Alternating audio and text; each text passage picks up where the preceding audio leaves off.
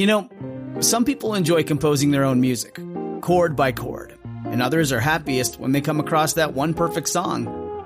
Work is not a lot different than that. Whether you prefer building your own workflow or using a pre-made template, with Monday.com, you and the team can work in a way that's comfortable for everyone.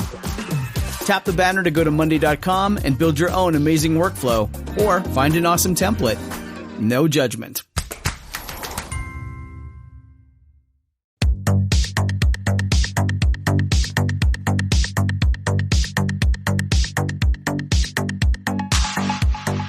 Welcome to the RuPaul's Drag Race Recap Show for Season 11, Episode 12, titled Queens Everywhere. My name is Joe Betance, and I am joined, as always, by one melodious co-host. From the podcast pod is my co-pilot. Please say... Your tone seems very pointed right now. To Taylor, the Latte Boy. Hello, One Taylor, of my favorite quotes of all time of Drag Race. I am glad that one came out. Yeah, I want everyone to know who's listening. There were no quotes really to pull from this episode, so I had Taylor do like a quote roulette, and he picked a letter on that one, and that was what came out. That one on his quote roulette. That's what came out there. Taylor, how are you? I'm doing good. It's been a busy week. Been a very busy week. Well, you know what? There was so not anything that happened in this episode. Let's get right to it so that we can get out of here as soon as possible. So we're doing cardio this week instead of heavy lifting. We're doing cardio this week instead of heavy lifting. Yeah, because everybody knows that you and I are big fans of cardio. Yeah. Who's she? Who dat? All right. Well, let's get to it. This week, Michelle enters the workroom and she gives the girls their assignments: write and record a verse for RuPaul's newest single, Queens Everywhere, learn a choreographed dance routine, and bring their best drag to the runway. The girls record with Todrick and are guests on RuPaul's podcast. They all sing Kumbaya and perform it in a music video, all shot in one take. On the main stage, RuPaul has the girls talk to their younger selves and tries to get them to cry. In the end, Brooklyn Heights and Vanessa Vanjie Mateo face off in a lip-sync battle for their lives. After all was said and done, Brooklyn got a ticket to the finale, and Vanjie was asked to sashay away. Taylor the Latte Boy, name 2 things you liked about the episode and 1 thing you did not. This episode was very middle of the road. Mm-hmm. This episode was very cookie cutter, and you said a lot of things on First Response that I definitely agreed with, as far as it was a very safe episode. 2 things that I liked was, I liked that they seem to have stepped up their game for the one-take video. Mm-hmm. The video itself, I think, was much better than the Kitty Girl video they did for All Stars 3. Mm-hmm. And I feel like there was definitely more distinct movements between, like, where each girl seemed to have a room that she was in versus the one that just kind of was the camera. I see what you're saying. Yes. Okay. Yeah. I like the song Kitty Girl better. Yeah. But I thought the video for this one was actually better than that one. Mm-hmm. Something else that I liked was I liked all 5 of them. If we were still doing Tudor Boots, would get toots this week. I thought their final looks of all 5 girls were really, really. They saved their best. Most of them saved their best for last. Mm-hmm. There's some were a little less than others, but everybody I thought looked beautiful. Yeah. Something I did not like, and I will say this for this episode for every single season: the whole pulling out a picture. Right. So dumb. Yeah. It's because, again, the queens know to expect this. Mm-hmm. The queens know that this is coming. Obviously, because I'm sure they say you have to bring a picture of yourself as a child, sort of thing. But again, they do this thing now of where, much like with everything else, they're prepared for it. And the speeches do not seem genuine, and they are very pageant answers. And they're not anybody that teared up, with one possible exception. It felt forced. It felt fake. The whole thing, this felt very producer produced this week. It felt very heavily produced this week, with some topics, one of which I feel like we're going to talk about during the first act. Mm-hmm. It's so funny. I already gave what I liked and didn't like. I found even anything to dislike about this episode. I found it difficult to find anything to dislike. If you listen to my first response, usually when I say I found something to struggle to say that I liked, it means I have found a lot to dislike. I found actually it was such a meh episode to me that I struggled finding something to like and dislike about the episode. It was just like it felt like they were doing a tribute to previous episodes. Like, oh, we've seen this all before, let's just do it again, Yeah, it was cookie cutter. It was super cookie cutter. It was cookie cutter, and there wasn't that much to say about the episode. All right, well then let's, before we move on, I want to say this. The show is coming to an end pretty soon, Taylor. Are you excited about that? I can't fucking wait. I can't fucking wait. Only because there are numerous things that I have to do in my real life that Friday afternoons are the only time that I normally have to do it. Yeah. And I've been slowly putting them on hold and they're starting to back up. Yeah. So I just keep telling myself 2 more weeks. After this, it's 2 more weeks. And then I get my Friday afternoons back. Yeah, I sure do. I have enjoyed this experience of doing this with you. Mm-hmm. And if this was one of these seasons, if this was a Shea Coulee season, if this was a season 9 or something like that, I'd be in for it. But I think this season is so milquetoast that it's making it difficult for me to drum up any sort of enthusiasm. My husband laughed at me because right at 2:00 when I went to the door of my office, I let out a sigh as I was shutting the door, which he was like, well, have fun. Yeah. Well, so, Taylor, I don't want to waste anyone's time who's listening for free. They want to hear the show. So I'm going to cut this part out and we'll be right back. This is going to be exclusively for Patreon supporters. And we're back. Taylor, I'm going to tell you something. Yep. Let's continue where I was. So here's what I was trying to say. Is once this season is over, RuPaul, unlike previous seasons, RuPaul's Drag Race Recaps feed is not going to go dark. 2 things are going to immediately happen immediately after the season is over. Okay? You're going to get 2 shows in your feed. In fact, if you go, I'm going to miss Taylor the Latte Boy and Joe. No, you're not. Because about 3 years ago, going on 3 years ago, Taylor and I did a special Patreon season, a recap show of season 6 of RuPaul's Drag Race. And Taylor, chime in here, please. It is the best thing we've ever put out on anything, right? Am I wrong? It's a great season. It is a great season. It is a great season. It's just me, Taylor the Latte Boy. Guys, it's already done. Patreon supporters have had this for 3 years. We are going to slowly release those week by week for free to you over the summer. You have to do anything. You just got to keep your feed open here on iTunes, and you're going to get those. Those are going to come out Monday mornings for everybody. And by the way, I'm going to announce this right now. Unless something changes, the show is changing fundamentally after the season is over. The rumor mill is coming to the main feed in place of this show. So it's going to be myself, Jorge, Jamila, and Evan giving you all the dirt, drama, and whatnot from the world of RuPaul's Drag Race, and for the off season also the celebrity world. So it could be like beauty drama or YouTube drama or celebrity drama. We're bringing all that to you. So it's going to be 2 shows a week. You're going to get the rumor mill and you're going to get the season 6. And I'm telling you this right now, they're staying on the main feed permanently.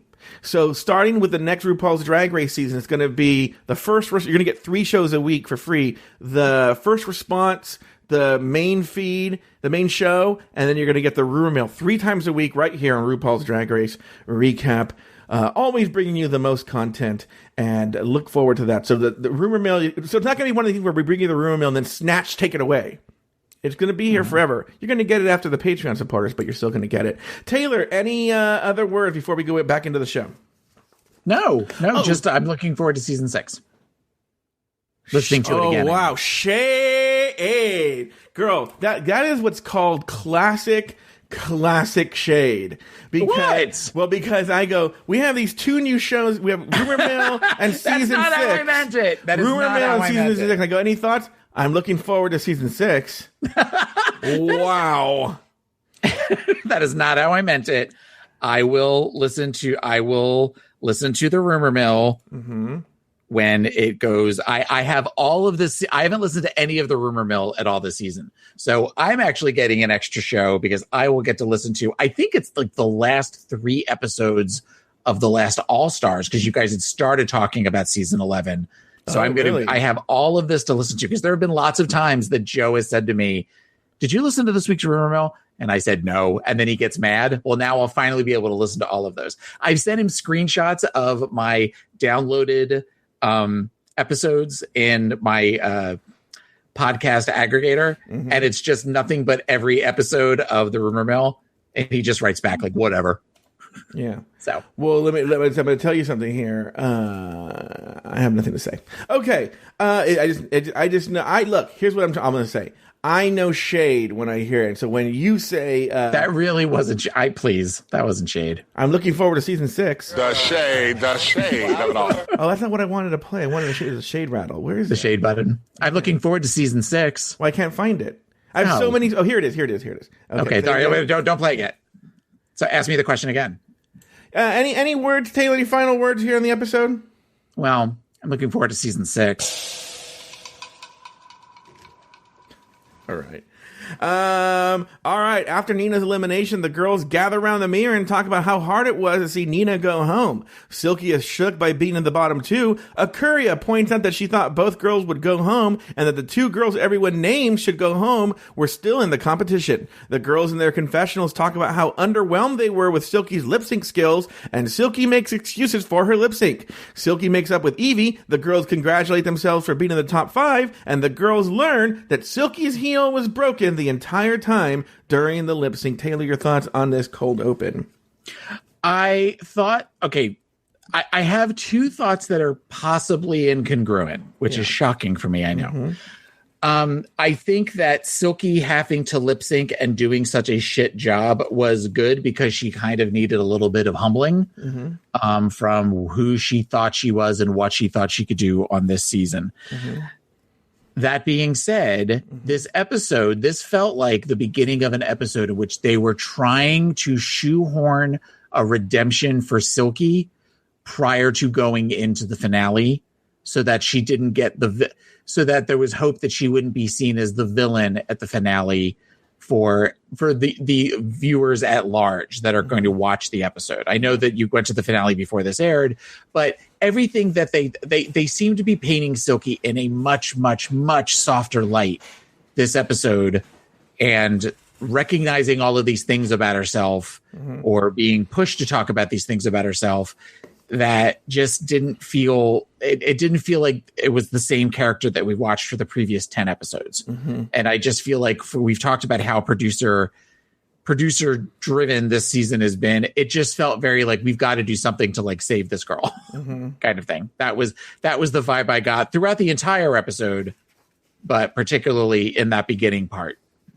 That was where it started. Yeah. You know, the problem with this episode, we even see it here, is by this point, and I have no idea why, because if you think about it, did somebody talk to them between the end and here, or maybe they realize they're all in the top 5, and so there's that elation they've made it through to the whole. In other words, they realize they've made it through, whether they make it through to the finale or not, they've made it through the whole season, right? And maybe there's that relief because.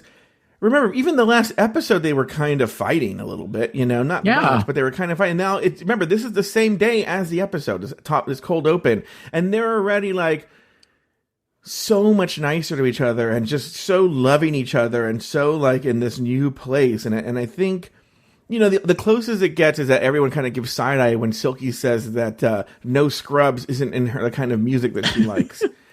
And I think everyone thinks like I do, like, you're a fat black girl. That is like a song made for you, Yeah. So I think they were just all like, because they realized she's making excuses for her poor lip sync skills, right? And because that's the thing, is she had been bragging and bragging and bragging. Oh, just get me. Even to the point where I kind of believed it.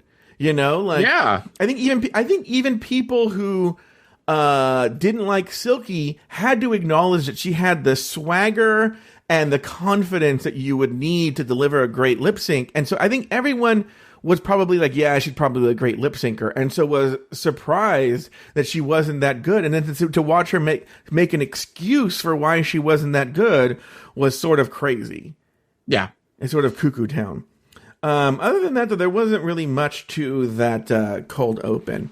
All right, let's move on. The next day, Michelle Visage entered the workroom to announce this week's Maxi Challenge. The girls are going to record. They're going to write and record their own tracks as part of the RuPaul single "Queens Everywhere." They will also be choreographed by Todrick Hall to the same number. Finally, they will each appear as a guest on RuPaul's podcast, "What's the Tea?" with Michelle Visage. In the workroom, Akira thinks she may have written too much, but doesn't seem too stressed about it. Silky asks the girls what their plans are, and the girls all respond. Evie's gonna brag. Vanjie feels she's already a rapper. Silky's gonna do a tribute to Big Girls, and Brooke is doing a tribute to Canada. Taylor, the Latte Boy, any big thoughts on Michelle Visage's announcement of the Maxi Challenge, and what happened in the workroom immediately after? No, I mean, again, it feels like where they all sit down and they all write, and one feels very overly confident about her lyrics, and then somebody else is a little bit more concerned. I wasn't. It was sort of like, okay, we're doing the same thing that we always do. Yeah, it felt very cookie cutter. Yeah, there really isn't much to say. I mean, that's why I struggled in the first response with this episode. You know, Evie said, they just basically say, this is what I'm going to do. And then remember, as we go to commercial, Van, she just leaves to go do, I think she's going to do her recording session. And she walks out the door, and that's the end. There really isn't much. They just kind of announce what they're going to do, and Michelle tells them what to do. So there's not really much to discuss in this segment. But if you had any thoughts, I'd love to hear them, but you don't. Are you ready to move on? Yes, you have something to say. I have a question. What is the big deal about being top 5? Like, it felt like they were pushing the whole 5 thing. Yeah. Instead of, of course, they normally talk about top 4 or even top 3. Yeah. But 5 felt very like, are we going to see this pushed out to, well, it's the top 8 girls. It's the top, it's the top 12. Yeah. It just was an odd number that they kept focusing on. Mm-hmm. But this was a big deal. I get that whoever was eliminated didn't go to the final, but it was very, I didn't understand why they did that. I want to tell you something. I realized, I don't care that you saw because you and I are friends. I realized that these shirts have a hole in them. Holes in them right under my arm. Like right here, there's one right here. I can't see that. Well, now I can. Yeah, look at that. Yeah. And then there's one over here too. Look at that. Okay, well, maybe it's time to get yourself some new shirts. No, I have new shirt. I have other shirts. I have a closet full of black shirts. This is just one I realized. Like, do you think I just scratch under my arms a lot like a monkey? Okay, well, now I've got that mental picture I didn't necessarily need, but I don't know. Maybe it's just, it's like dungarees, like just constantly your arms moving against your sides. That's exactly what it is. You're right. It's exactly what it is. It's the friction. You're right. It's exactly what it is. I love how there's so little to talk about on this episode. We'll just be interspersing personal observations among the different acts. All right, here we go. Recording with Todrick. Vanjie does well. Akira needs more attitude and swag. Evie has too many words and not enough spook. Silky confuses Todrick. And Brooke is very confident in her own rap. Any thoughts on the recording sessions with Todrick? And specifically also his man partner, Markaholic. Is that his partner? No. Just like the guy who was there producing it. Oh, okay. I thought that for this part, we definitely talked about the other mentors this season, whether it was Alyssa or whether it was Travis Wall or Giannis. Giannis, was that his name? Giannis something? And we've talked about comparing and contrasting to Todrick. And I thought in this section, Todrick was a good mentor. I agree. I would agree. I thought in you were this section, yes. I thought that he was supportive. He never got too shady. Yes. He never got to, well, girl, if you want the credit in this section. I agree with you. In this section, I thought he was good. And if this is something where if we can move to where Travis or Yanis does choreography and they bring in Todrick for this, and he acts like, I would be okay with that.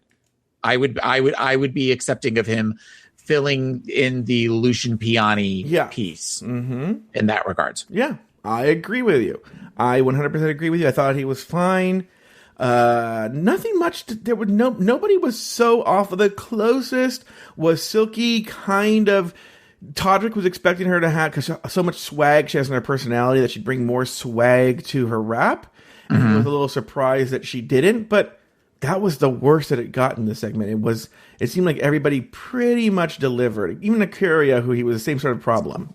Oh, and they made that scene worse. The producers with the whole coming up and everything was wrong in the before the commercial, and then everything was fine when we actually saw it with the music and stuff. Yeah. They made that seem much worse when Silky made the blah like that, and like Todrick's eyes got really big. Yeah, like you thought that was going to be a problem, and that, from what we could tell, that was the one time that she kind of tripped on her words. Yeah, but then she got it, and he seemed. Like he said, it was fun to watch Todrick watching them get their grooves. Yeah. So in that regards, we're not big Todrick Hall fans here, as far as he is on Drag Race. But I thought this was pretty good. All right, very good. Meanwhile, on the podcast with RuPaul and Michelle, Vanjie feels blessed for the second chance. Akuria is raising her nephew. Evie cries. Silky recognizes her weaknesses, and Brooke is afraid of looking dumb. Any thoughts on the What's the Tea episode, Taylor? I will say this. Again, another cookie cutter part of the show. However, I felt like Ru and Michelle kind of pulled back a little bit, and it wasn't quite so, I'm going to hit all your fingers with a hammer until you cry by asking these really hard questions. It felt more natural. It felt more like a conversation. It wasn't so, why do you not like yourself? After asking a bunch of fun questions, like kind of hitting it with this, grenade type thing. Evie, in particular, this episode seemed done. And by done, I don't mean that she was over it. I meant Evie seemed physically exhausted or emotionally exhausted through this, where she looked like she was on the verge of tears a bunch of times through the episode. And I liked seeing her be that vulnerable. Yeah, I guess it made me fall in love with Evie a little bit more. It made me want to see her be top 2 final. Yeah, like that's I'm looking for that. And because I feel like I connected with Evie a little bit more this episode than maybe I have in previous episodes. So I thought the interview sections were pretty good. I didn't get I get that it was sponsored by Facetune too, but the selfies they did were not very good. And holding a selfie stick like that just made Michelle look like somebody's grandmama. I got one of these fancy selfie sticks. Come over here, because you don't see people with selfie sticks anymore. No, you don't, huh? No, you really. I think a lot of places ban them. So, also, people realize they look kind of lame. Yeah. Okay, here we go. Another personal anecdote interspersed with the show because it's just so little to talk about. I went to the finale on Monday, Taylor, as I mentioned before. Yep. Yeah. And before that, I met with some listeners. Some listeners wanted to meet me. One of them, I'll give their first names. Jesse and Bree wanted to meet with me, and I wanted to meet with them too. We agreed to meet up, and we met. There's a new Mommy Burger right next door to the Orpheum Theater, and they showed up. Jesse showed up with his. I'm saying yes, like I know that. Yeah. Okay. Jesse showed up with his husband. Bree showed up with 2 friends. These 2 friends, and by the way, let me talk about Bree and Jesse. First of all, Jesse, so nice, so wonderful, so generous. Because, I took mentee Armando and his girlfriend Carla. Carla's a big fan of RuPaul's Drag Race. And so, since Evan didn't want these tickets, I just gave them to Carla and Armando. And And so we went to dinner. Once again, if you ever go to the finale, because it's 6 hours long, it's really smart to eat right before.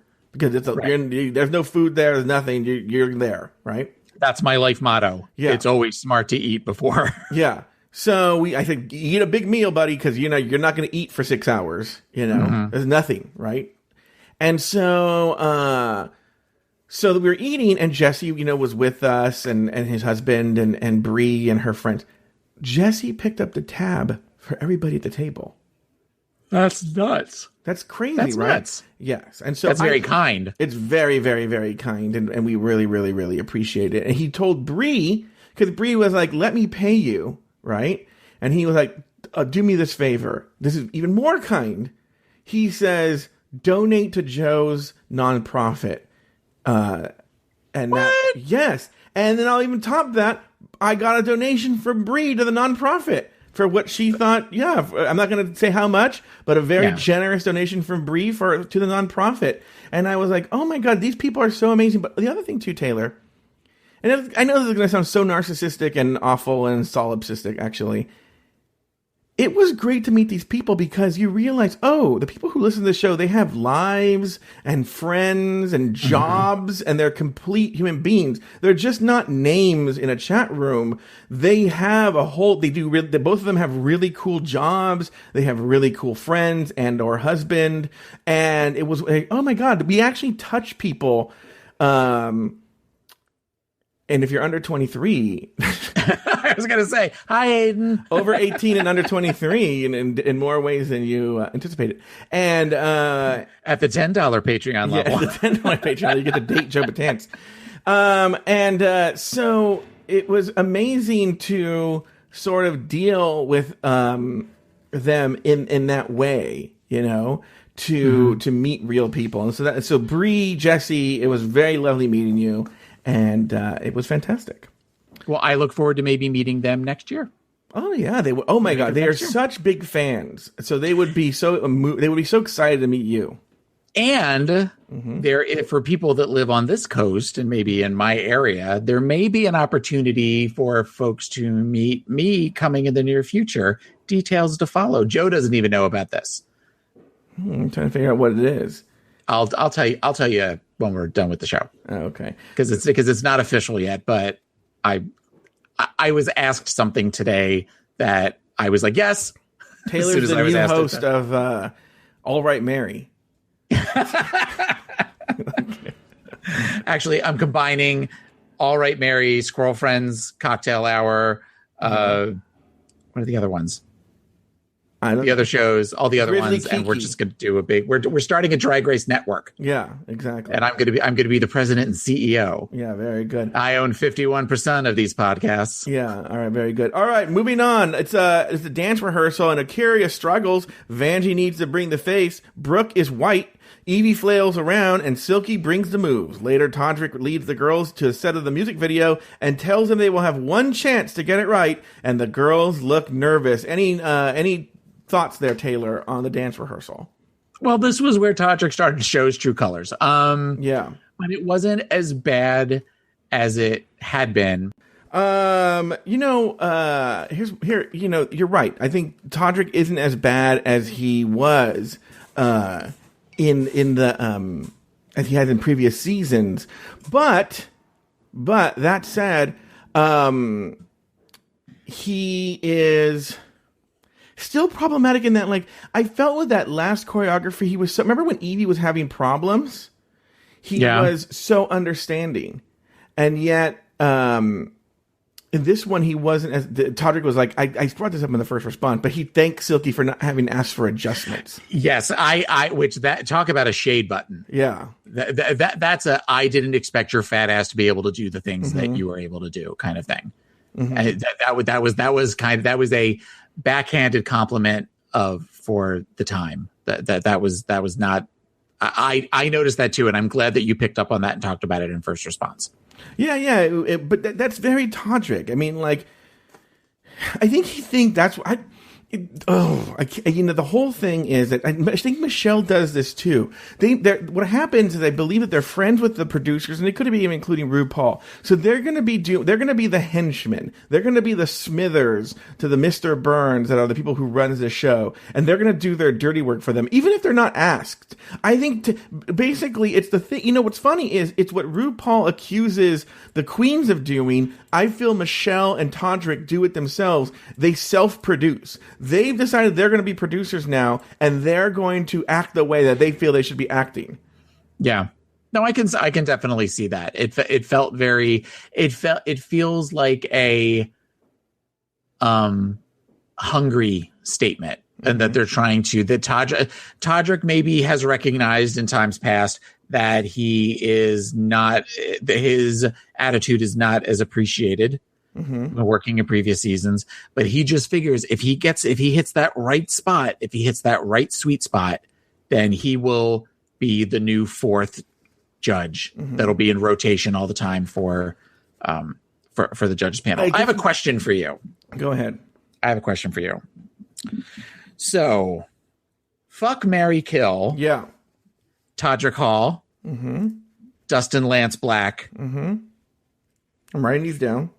Oh God, what the hell's his name? Neil Patrick Harris's husband. David Burka. David Burka, yeah. Okay, fuck, marry, kill. Okay. I think it's an easy one, actually. I think you kill Todrick. Right? And not because he's black. You're racist out there. Wow. Yeah, he's the most annoying. That took a turn. I wasn't expecting that. He's the most annoying, right? This Dustin Lance Black, I'd fuck him. Because at least, I guess if I squint my eyes, he's somewhat fuckable. Maybe, right? And marry David Burka. The only problem, he seems to be a good father, right? Stay at home dad, And the only problem with this David Burka is he has Lucy Ricardo syndrome, where he wants to be a star, Yeah. And so he's trying. And now, what is he now? What is he doing now? Like he has some he's a cookbook author or something. He's like a home entertaining, like a party thrower. Yeah. And So, it's something every plus, week with this guy. If you fuck Dustin Lance Black, there's a chance you could have a three-way, which means you're having a three-way with Tom Daly. Yes, exactly. Whereas I wouldn't want to have a three-way with David Burke and Neil Patrick Harris. Oh, no. I find this Neil Patrick Harris, I think he's a nice-looking fellow, but I find him very asexual. Yeah. I'll be honest with you. I find all three of these guys very asexual. Am I wrong? The three of the fuck, marry, kill? Yeah. I find all of them very asexual. Todrick's a little sexual. Meh. Oh, because he's got the moves. Does he, though? Now I want to think about Tom Daly. Can we just talk about Tom Daly? Which is so funny, because Tom Daly's so twinky and you don't like twinks. I know, but there's something about him that Here's what's funny. I like twinks. He doesn't do it for me. Really? Well, because he's kind of a buff twink. You don't like him lithe and that could get blown over by a stiff wind. No, not true. I like this Brent Everett. What are your thoughts on this guy, this Noah? What's his name? Centineo? Oh, yeah, I'm all about him. Yes. Yeah, he's very cute. Have you seen his jerk off video? I have. I don't remember it though. Yes, I have seen it. I get why he's getting all the big roles. Yeah. Same thing with this Keenan Lonsdale. I like him and his. Does he have a jerk off video? Oh, sure does. Taylor sure does. Yeah. Well. Okay. Quick plug for the blog omgblog.com. They have all the good stuff there at omgblog.com. I don't know anybody who works for them. I just know they're on my constant reading list too.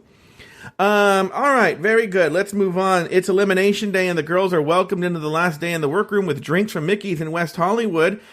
Silky thanks the girls for accepting her for who she is and acknowledges she isn't the easiest person to deal with.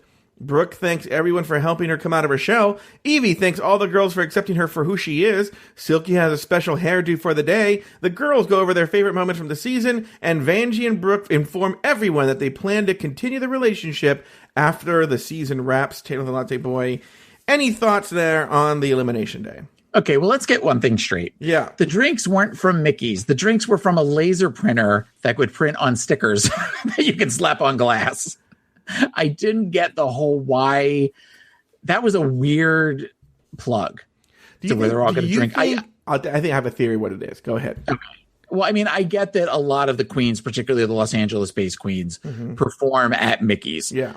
So it just felt very. I know that we had the whole Hamburger Mary's thing a while back, where Hamburger Mary's was the sponsor for Untucked. But this was a very odd, specific club. Just it was weird. A lot of your average listener, your average viewer, is going to have no idea what Mickey's is. Well, it's great promotion for Mickey's, though. It's putting them on the map. You know. I'll bet you Mickey's provided all the booze. This World of Wonder is so cheap that Mickey's was like, we'll prepare the booze, we'll even make the mixes, and they probably maybe provided someone who came down there and mixed the drinks for them, did all the work for every episode of Untucked. Notice they only got one plug at the end, though. I mean, to them, that was their thank you, was that they got the one plug at the end for the drinks for Mickey's. I feel during the Hamburger Mary season, I think they always plugged Hamburger Mary's, right? Yeah. Yeah. Well, I mean, you got the thing at the bottom of where it said Untucked that said sponsored by Hamburger Mary's. Oh, yeah. And so but then they decided to diversify and go into Camp Wanakiki because that was a good business. Oh, yeah. move. Hamburger Mary's decided to go into Camp Wanakiki, that horrible, horrible show that I wanted with to an even worse podcast. Oh. I hope Lori's not listening. She is listening. That's why I said it. Lori might disagree. Everyone should know on Patreon we did a recap of the horrible YouTube drag competition show Camp Wanakiki, which was put on. But let me tell you guys this: if you guys don't know, it's on YouTube. Okay, it's a show on YouTube. This Camp Wanakiki. It takes place at a summer camp in Illinois or Wisconsin or something like that. And it's all something these like that, Midwestern drag queens, and the stars of it are the owners of Hamburger Mary's, these two brothers who clearly have never done drag, but they're going to be judging a drag competition. It's so horrible, this show. I wanted nothing to do with it. Lori did it with her comedian friend Justice Blaine Wainwright, and they had to redo it. By the way, I do so many shows with Lori. Doesn't laugh at any of my jokes. This Justice, he could have been talking about the Holocaust, and Lori would be guffawing it up. I couldn't breathe. She was laughing so hard. I can't get her to laugh at anything I say. Anyway.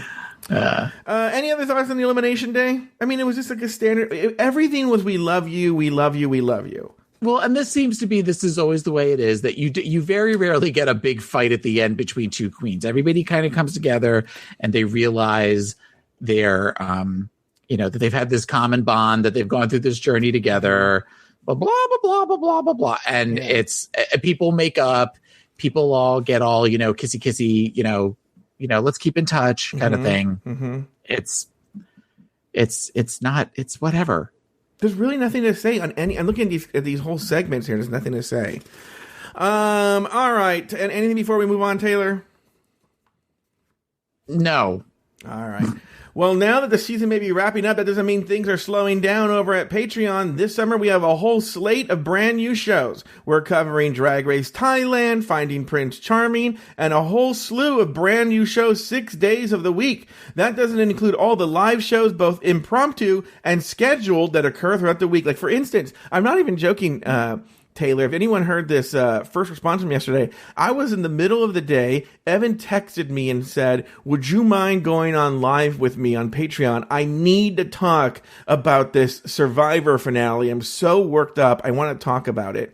And he went on the air and he did not only did he do 15 minutes with me, then he went on a walk and did another 20 minutes into his phone, and we posted that all on Patreon later. But you can get impromptu shows like that often on Patreon. It's an amazing thing. Also, we didn't talk about, I went to the finale of RuPaul's Drag Race. I don't know if you know that, Taylor.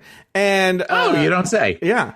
And on the Rumor Mill, we did a full recap of my entire experience at the finale, right? So I gave you a couple of stories in the first response, but I did a full recap of the finale of what happened, who did what, who said what we're going to see, what songs, my thoughts, what's going to happen, everything. It's a full rumor mill recap. You can get that right now if you join at the $3 level at patreon.com. You can go back to that rumor mill and hear, if you're dying to hear what happened at the finale, I give a full rundown from my own perspective.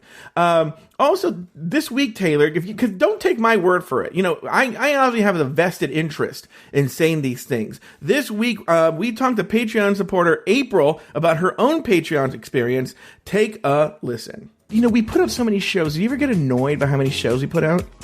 No, I'm the opposite. I am probably the annoying person who just wants all the content. I listen to all of the shows, but my favorite shows are definitely the ones that involve you, Lori, bantering. But I really like Shannon now, too, on the T. Like, might be my new favorite show. Yeah, I shouldn't say you, Taylor. Get over it. Yeah, thanks. I noticed that. Shannon's a new addition. Which, by the way, you're going to hear Shannon a bit. I think she doesn't really understand what this is, which I think is kind of funny to me. I don't think so either, but I think that she's going to like what she's getting into. Yeah, I don't think she really understands what it is. Now, April, what would you say? What would you tell someone who was like on the fence about whether they should join Patreon? Why should they do it? Okay, so there are many reasons that I joined Patreon, but one of them is that it really cheers, like it brings my mood up all the time. It's so funny. It's so cheerful. And I really like the community in Patreon because not only are you getting content, but like the live streams and everything is great. You meet a lot of people. You talk to a lot of people. For example, Lori did an impromptu Instagram live show today, Fat Camp. Wait, before we get to that, Lori does impromptu shows in the goddamn chat room. Whenever she's in the chat room, she's in the Lori Roggenkamp show. That's why I don't look at the chat room. There's a whole other show going on with Lori Roggenkamp when she's in the chat room. Is that going on today, Taylor? Yes, it's going on today. Yeah, the Lori Roggenkamp show, only on our live stream. With her flip-up sunglasses and what? Just like everything just strings together, and I don't know. I love Patreon. It's my favorite part of every day. All right, so what are you waiting for? Head on over to patreon.com/Drag Race Recap and join at the $3 level to enjoy all this and more. That's patreon.com/Drag Race Recap. We'll be back right after this. This is Amy Poehler. My new movie, Disney and Pixar's Inside Out 2, is coming to theaters June 14th, and it's making me feel joy and sadness and anger, definitely some disgust, and I think a little fear. But I'm also feeling these new emotions like anxiety, embarrassment, envy, and ennui. It's what you call the boredom. Okay, that one was weird. It's going to be the feel everything movie of the summer. Disney and Pixar's Inside Out 2. Rated PG. Parental guidance suggested. Only in theaters June 14th. Get tickets now. All right, Taylor, now let's talk about actually now when we come back from that, after the Elimination Day, it's the Queens Everywhere song performance. Did you have any big thoughts on the performance of Queens Everywhere? I thought the Queens did an okay job. I don't know that anybody really wowed me as much. I honestly thought I liked Brooke until I was apparently told by the judges that I wasn't supposed to like Brooke. Mm-hmm. One thing, though, that was a definite distraction was anytime they have these dancers, we always talk about how hot these dancers are, right? There's always at least one or two. And there was one that showed up a couple of times that was super cute. Who? And he was one of the dancers when Akira was first dancing, and he had a beard, and he kind of looked like this Diego Sands. Do you know who Diego Sands is? Diego Sands. I know that name. Who is he? The porn star? He's a porn star. He does a lot of stuff for men.com. He used to do stuff with Randy Blue, and now he's in like every other video on it. And I find him to be super, super hot. And so anytime that guy was on screen, I definitely was sort of like whatever. I thought Silky turned it out in particular. And I didn't quite realize until I've seen screen captures on Reddit that she was jumping out of a bathroom stall. Yeah, I didn't realize that either until I saw that on Reddit as well.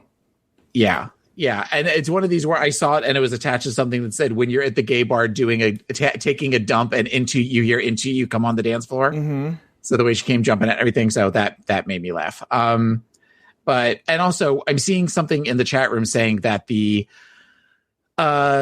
song not good.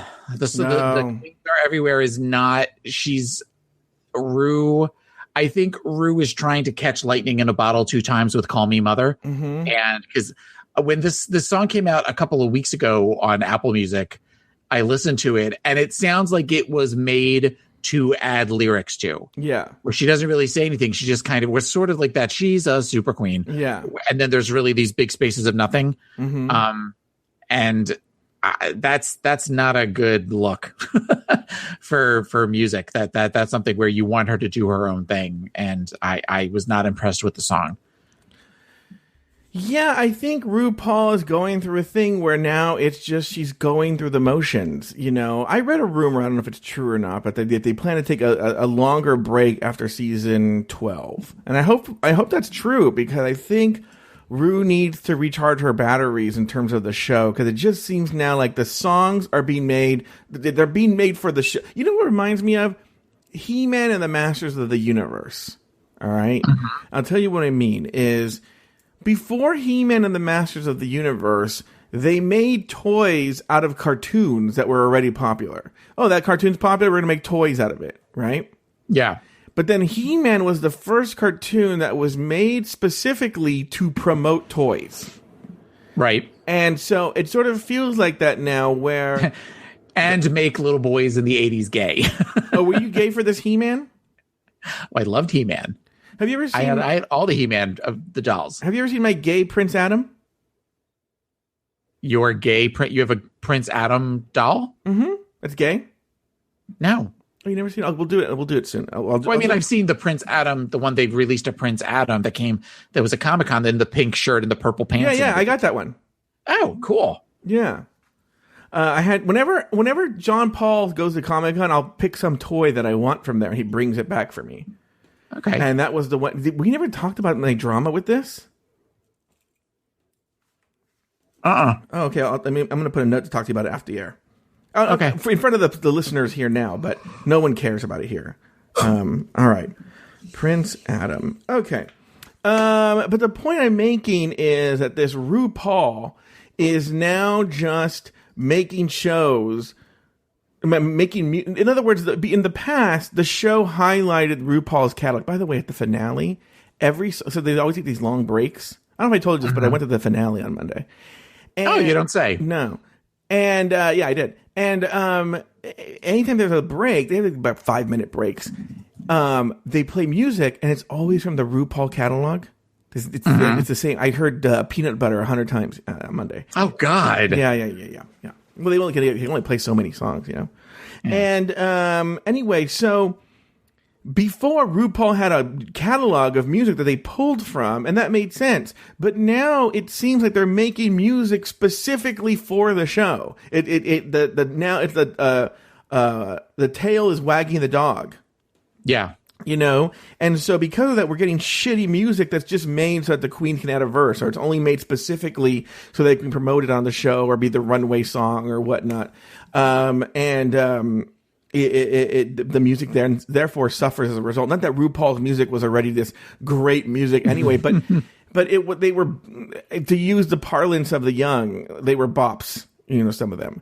And, and so anyway, so that's the thing. And Call Me Mother definitely was one of those that fit that. Yes. That was one that I think that's why she's, you know, where I think a lot of the music you just sort of hear, you know, like The Realness is a song that she only has like 4 lines in it that she just says over and over again. Yeah. Whereas Call Me Mother was fully flushed out lyrics and stuff like that you're just like, oh, this is plus it's also got that great beat. Whereas this song was just sort of.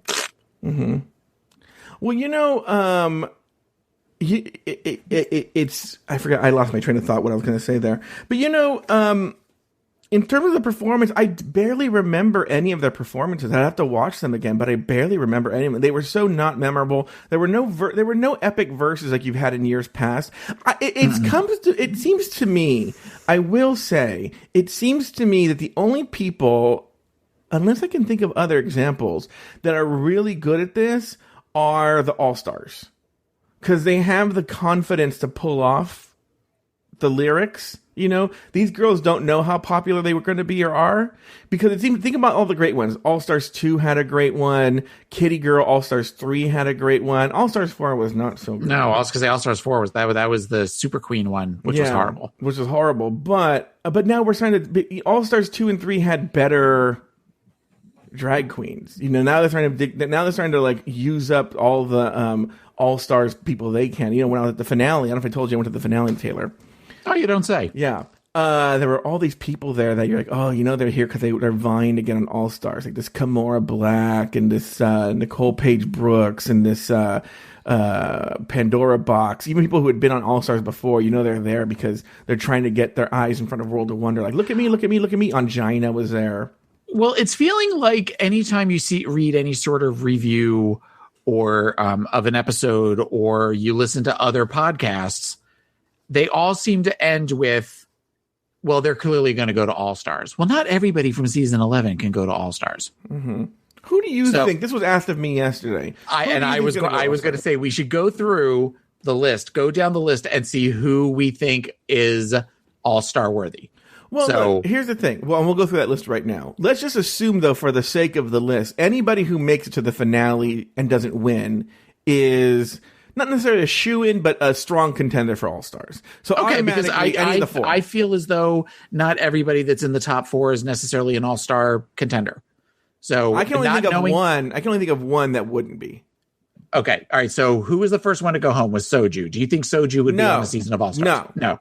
Okay. Who was next to go home? The next one to go home, I thought, was Kahana Montrese. Do you think she's All Stars? No, boring. Okay. What about was the next one Mercedes? I believe the next one was a Mercedes, wasn't it? I think so. That sounds right. right. Yeah. Mercedes Iman Diamond. I'm going to pull it up while you say that. What do you think of Mercedes Iman Diamond? I think no. No, she's boring. Remember that? I think one of the reasons she went home, well, she had shitty drag, but also she was just but she didn't want to talk about her religion.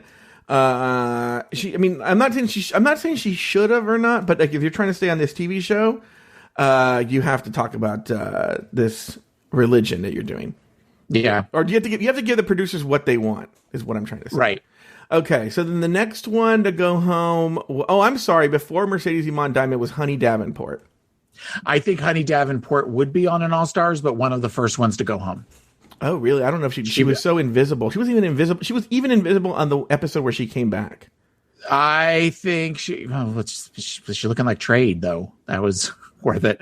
I think she could come back, but she would be sort of a, Mimi, I'm first was number 3 in the. Yeah. They needed somebody to go home first. I feel like Honey, that would be Honey. All right, who's next? Ariel Versace. Yes, I think Ariel Versace could be a contender for an All Star. She did. She was good. She did good television. So yes, I think she might be ripe for like maybe a possible redemption. I agree with you. Scarlet Envy. No. Oh, really? Yeah. I see Scarlet Envy as a strong contender for an All Stars. Okay. Interesting. What about Raja O'Hara? No. Yeah, I agree with you. Plastique Tiara. Yes. Yeah, I don't know. I'm up in the air about that one because she has the look, but she's boring. I think, but I feel like there's that House of Edwards thing of where that sort of is they're expected to kind of go back. I just sort of assume, though Laganja didn't go back, but you figure Shangela did, Alyssa did, Gia did. Well, Laganja has famously, they wanted her back. She has said no. She is now changing her mind and she might be open to it. Okay. Now that there's some time under her belt. To be honest with you, that wasn't necessarily an unwise move. No, I don't disagree with that. As they run out of drag, she probably would have been buried in other ones, and now coming forward, she could revise her career even more, have a stronger sense of she's changed and an arc to her story. She could be like a Latrice, like a Latrilla kind of thing coming back for this season after not being on the show for so many years. Yeah, but I'm just saying, but also maybe like a Roxy Andrews, a redemption arc. Yeah. Yeah. So I think if she does it, and if she picks a good year where she's not against some really strong contenders, which is they're starting to thin out and who could do it. I think she would do very, very well. Okay, next we have Sugar Cane. Sugar Cane, I would like to see on a season of All Stars. I'd like to see. She was kind of boring television, but I think they would make her come. She would come back. I think she has a better chance than the other ones that we've named so far. Yeah. Nina West. No, I don't ever want to see Nina West on an All Stars. That's of course. I clearly think that she would be great on an All Stars. Yes, they will definitely bring her back for an All Stars. Vanessa Vanjie Mateo.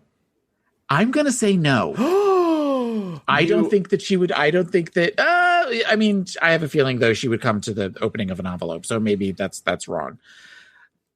I don't know. I mean, it feels like she kind of got her chance by coming back this season. Mm-hmm. But then they did the same thing with Shangela, and then Shangela went on. Okay, I changed my mind. Vanessa would be on an All-Star season. Yeah, for sure. Okay, Now of the four, Evie, Silky, Brooke, Akira. You said that there's some you don't think would come back for an All-Star. I don't think Akira would come back. Mm-hmm. And I don't think Silky would come back. I think, and hear me out.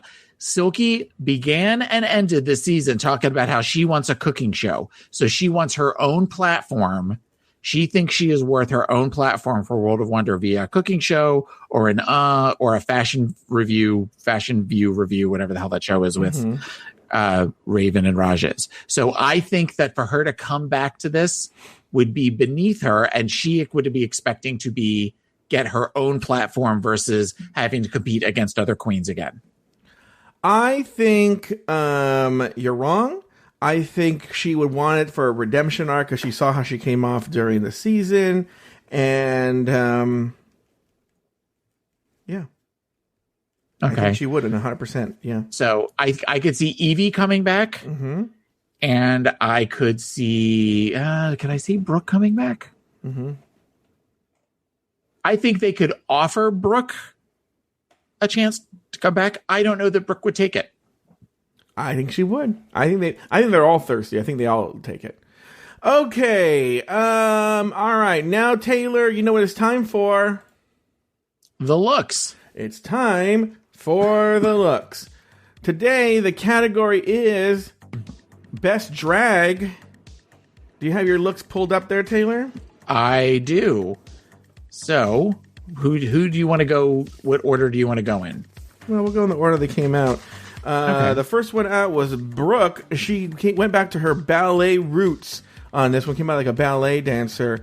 What were your thoughts on this, Taylor? I thought she looked beautiful. I don't know that it was necessarily appropriate for last drag on the runway. Mm-hmm. It definitely worked for her as far as the lip sync later on. But I think some of the other queens we've seen in times past that final runway look, other than the finale, should be opulence. Mm-hmm. It should be regal. It should be beautiful. It should be some sort of evening gown. And I felt like while she looked great, I would give this probably a 6. Mm-hmm. Considering the pageantry of the last runway. All right. Very good. I think I agree with you. I think I would give it a 6 as well. I think it fit the I don't know if it fit the challenge.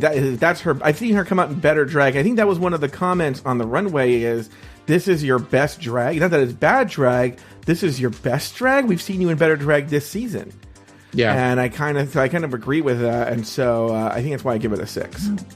Speaking of not seeing people this season, I found it interesting that Carson was back, and I kind of loved Carson's green jacket. Mm-hmm.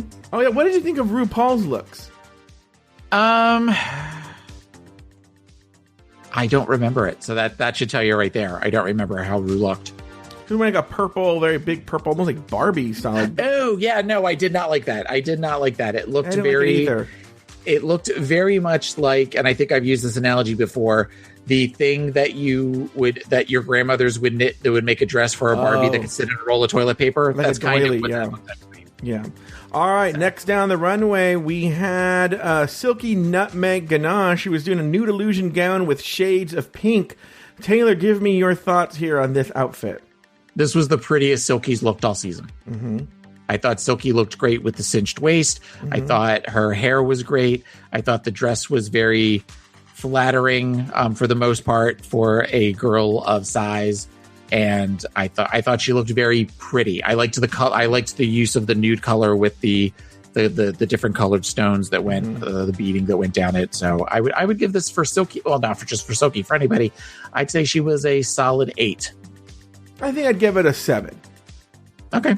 Yeah, I agree with you. I think from my seeing online, that's Akira's wig. Because someone wrote on a medium, like the real winner of this season, Akira's wig. Show all the times that it showed up during the season. So. Yes, and I noticed that too. That I said she's got on Akira's wig when she came around the corner. I forgot that until you just said it. Very good. The next one down the runway, we had Vanessa Vanjie Mateo wearing Vivian Lee Gone with the Wind style with a hint of Latina. Taylor, what were your thoughts of Vanessa Vanjie Mateo here? I thought the dress color was great. I love that dark emerald green, and I definitely was getting like a Latina Vivian Lee with the dark hair, which we usually see her with Vanjie with lighter hair. So to see her with that dark hair was very, very was very pretty. It made her sexier than I think. There's times that when she has the blonde hair and with the amount of base that she wears, she gets kind of washed out for me, or at least with my TV. And this it reminded me of when Roxy did a look during All Stars that was kind of flamenco dancer inspired, where she had the really, really dark straight hair, the dark features, and she looked really, really beautiful. This reminded me of that. I guess my one concern was that while the dress was beautiful and it was a different silhouette from her that we normally see, there was something off about it. I think it was that the skirt was not fitted properly, and I get that she also had to take that off to do the lip sync, but it just kind of almost felt like there was just sort of buttoned on in the back, and it didn't drape like I would have liked to have seen it drape. But I mean this look for me, I would give this like a 7.5. I think I'd give it a 7. I think I'd give it a 7. So we're very close today. We're very, very close, Taylor. Yeah. All right. Next down the runway, we have Evie Oddly, who's wearing... We haven't done Akira. Oh, she's last. No, Akira wasn't last. Akira was one of the first ones out. I wrote this down as they came out. Oh, okay. Well, Akira was standing all the way over to the left when they started going through deliberation. Do they do the deliberations in the exact order that they...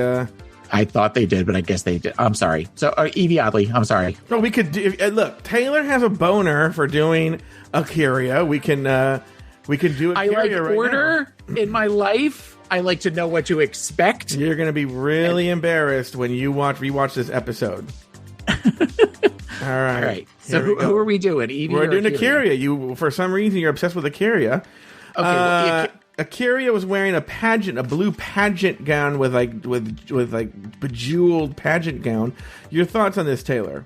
I thought she looked beautiful. I loved the dress. It was old school pageant. It was pageant all the way. But I didn't even necessarily recognize that it went from a sapphire into an amethyst at the bottom, where then the bottom was a different color. But that type of detail, once I realized that, I loved this dress all the more. I thought she looked great. I'm glad that Silky was wearing her hair and she didn't have on the same fucking big hair that she seems to have on all the time. So I would give this look an 8. I think I'd give it a 7. Okay. I mean, it's close. Yeah. Everyone this is their best drag. All right. Finally, even though it's not how I came down the runway. Evie Oddly, she was wearing a couture gown with 3 eyes, 3 fingers, and 3 boobs. Taylor the Latte Boy, any thoughts here on Evie Oddly? This was Evie's chance to shine, and I think that she grabbed it. I think that this look was it was very much the elegant Evie that we have seen hints of, particularly with the organic challenge early on, that shows just how well she can be beautiful and strange all at the same time. And I thought this look was great. I loved that there were 3 tits in the front. The eye thing, when I first saw that, it reminded me of Katya when Katya came out and pulled off her bangs and had the pentagram. Yeah. And I thought, okay, well, this is just a replay of something else. But then when I realized there was more detail of the three fingers and the three boobs. And she also kind of made reference to like where she had the little, starfish type bejeweled thing on her butthole in the back. So there was enough camp and enjoyment of something weird, but yet beautiful. And I love the hair. She had 3 knots in her hair with the rope hair. Just a great look. So I'm going to give this look a 9. I give it a 9 too. There you go. I give it a 9 as well. Very good, Taylor. Very, very, very good. Well, that's going to do it for the looks. All right, on the main stage, RuPaul trotted out that old standby of talking to your young childhood self. Akira spoke to Gregory, Brooks gave advice to Brock, Silky cheered on Reggie, Vanjie encouraged Jose, and Evie cheered for Giovanni. After the judges deliberated, Ru brought out the girls and pitted Brooklyn Heights up against her boyfriend, Vanessa Vanjie Mateo, in a lip-sync battle for their lives. The song Pride, A Deeper Love. In the end, Brooke got a ticket to the finale while Vanjie was asked to sashay away. Taylor the Latte Boy, any final thoughts on the episode? So I figured at some point it was going to be Brooke versus Vanjie. There was no way that they weren't going to have either Brooke versus Vanjie or Silky versus Evie either in this episode or at the finale. So I can see why they chose to do this time. What do you mean? When you and I had a private conversation where you asked me not to spoil anything, but you were going to speculate out loud about who would go head to head in this episode, and you never once named Brooke versus Vanjie. Well, the only person that I talked okay, but I figured if Brooke and Vanjie made it to the finale, it would work out to where they would go against each other. There's because it's too good of an opportunity for television, much like Silky versus Evie. It's similar to Sasha versus Shay. Sasha versus Shay, where there's part of me that thinks that when Trinity picked Peppermint, she thought it would be hard for Sasha versus Shay to lip sync against each other because they were such good friends. So I feel like there was some strategy there 2 years ago.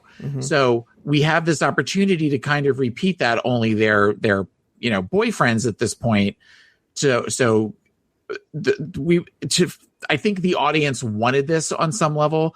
They wanted to see that gladiator fight of two people that really like each other going against one another in that way. Much like they would want to see if there wasn't this resolution of Evie versus Silky, they would have wanted to see that, or either now or at the finale. Like I said, I don't know who lip syncs against who in the finale. I don't want to know until I actually watch it. But I would have. That was a question. I said, watch the final episode, because Taylor was debating whether to ask me what happened at the finale, and I said, watch the final episode and come to your conclusion. So you've come to the conclusion you want to wait for the finale. Yeah, I want to wait for the finale at this point. All right. So Bag of Chips UK is asking in the chat room, how did Brooke end up in the bottom 2? It should have been Akira or Silky. But that's what I'm saying, is that I think that the reason Brooke was in the bottom 2, because they knew Vanjie was in the bottom 2. I think they kind of knew that Vanjie had gone as far as she could go at this point, and that this was always going to be the week, unless she totally pulled it out. This was going to be the week that Vanjie was going home. That she had her redemption. She had her storyline. She had her moment in the sun, but just to kind of, thank you for everything, see you later sort of thing. So I feel like if they knew that it would make for much more dramatic television if it was Brooke, because I didn't think Brooke was that bad in the video. No, and I thought Brooke was a great dancer, and I thought Brooke looked great. I definitely feel like she looks better than Akira, because Akira's like glitter wig. It kept getting caught in her mouth. Look, it was one of these things where they knew from the very beginning of the episode that they were going to pit Brooke versus Vanjie. And then they started doing that thing where, again, it's wagging the dog, where they're going to make it happen. Instead of just letting it happen organically. In fact, I think people would have been more forgiving if they would have been like, you were all fine, but we have to do 2 people. We'll do Brooke versus Vanjie, right? And Vanjie was a little worse. We don't know who else to put, whatever. But then they started doing this fake thing where Brooke was awful and boring. And you're like, you were so told to say that because she was so fine in the whole thing. Silky was a lot messier. It should have been Silky versus Vanjie, but the problem is it probably would have been Vanjie sending Silky home, and they want Silky going to the finale. So I talked about this in the first response. I mean, the show is now just a parody of itself, the way they think. It's one of these things where they think they're so much smarter than the audience, and I think that's always the downfall of a show. I think Game of Thrones, I know you don't watch it, Taylor, you hate Game of Thrones, but this Game of Thrones, I feel this season is doing the same thing. They think they're so much smarter than the audience. Now, maybe they are, but for the handful of people that respected the intelligence of both of these shows, they're starting to have their intelligence insulted, where it seems like you think we're really that stupid, that we can't see the machinations behind the screen, that we can't see Randy and Fenton pulling the strings like puppets. You know, we can see the strings, Randy and Fenton. No, you're tricking no one. It's like watching Peter Pan, the musical. You see this Peter Pan and the strings. It's not fooling anybody, right? And so just let it happen, or let the show happen organically. But that goes to what we were saying, is because now that the queens make so much more money for the companies after the show, they start trying to engineer the show about who will make them the most money after the show is done. Right. So it's just stupid. As far as the lip sync goes, I thought that in the beginning they were very camera heavy on Vanjie. Mm-hmm. And there was part of me that thought, oh my God, Brooke's going home. Oh, really? Like this would be the shocker. Because they usually, the one that's doing better, they tend to focus on. And then it seemed to switch. And I get that Brooke did the whole thing on point. There's part of me that kind of felt like she was, relying on that body, that ballerina body, by doing that. But I also thought with her arm movements and her face, she told a story. Mm-hmm. While she told a story of this ballerina, and it reminded me, though nowhere near as good, it reminded me of when Sasha did It's Not Right, But It's Okay at the finale. Mm-hmm. In that you kind of watch the arc of this character through the course of the song, and that in itself was enjoyable to watch. Will it go down as one of the greatest lip syncs of all time? No. But no, not even close. It was fair. It kind of sums up this entire episode. Mm-hmm. It was a fair episode. Mm-hmm. Not a good episode, not a horrible episode. It was fair. Mm-hmm. Yeah. People in the chat room are pointing out that Todrick is raving about Silky. Yeah, Todrick's no different than this Michelle Visage, where they just tell the producers, what do you want me to say? And then they just say it. Like, yeah. It's so obvious. This Todrick calls a piece of shit. I hate him. Thank you. Okay. Michelle Visage is no favorite of mine either. No, I know. Thank you. All right. Any other final thoughts on the episode, Taylor? Nope. I think I've said everything there is to say. I can't believe we stretched it out this long. All right. Well, that's going to do it for this week's episode of RuPaul's Drag Race Recap. Be sure to join us next weekend, every week, as we continue to discuss, dissect, and deconstruct each brand new episode of RuPaul's Drag Race Season 11. So, for Taylor the Latte Boy and myself, sashay away until next week.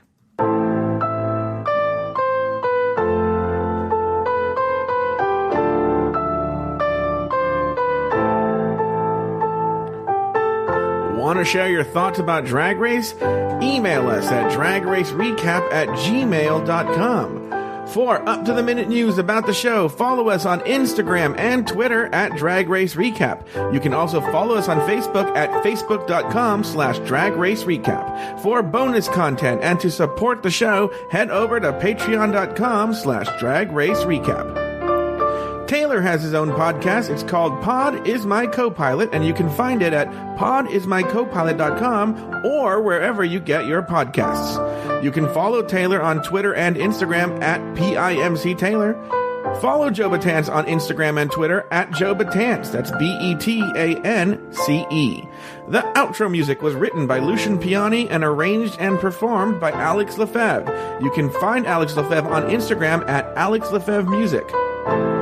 To find all of our old episodes, visit our website at dragracerecap.com. You can also find other Afterthought Media shows like Hello Uglies at hellouglies.com and Catching Up at catchinguppodcast.com. Drag Race Recap is an Afterthought Media production.